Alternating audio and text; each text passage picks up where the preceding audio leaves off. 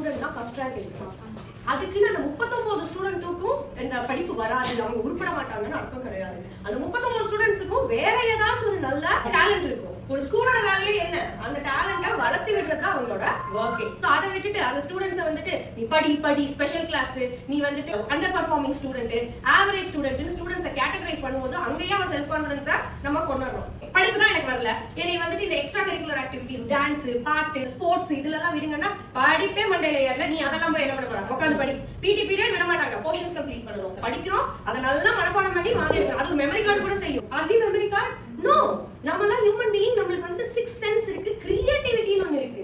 அந்த கிரியேட்டிவிட்டி எவ்வளோக்கு எவ்வளோ நம்ம வளர்க்குறோமோ அதுதான் நம்மளோட அடையாளம். 90s kids, early 2K kids, நம்ம எல்லாம் படிக்கும்போது எப்படி இருந்துச்சு ஸ்கூலு? மனப்பாடம் பண்ணி மகப் பண்ணி வாங்கி விடுவோம். நம்ம வந்து கஷ்டப்பட்டு படிப்போம், காலேஜ் போவோம், அங்கேயும் வந்து கஷ்டப்பட்டு எல்லாம் படிச்சு முடிச்சுட்டு போய் வேலைக்கு நின்னா அங்க நம்ம படிச்சது 10 காசுக்கு இருக்காது.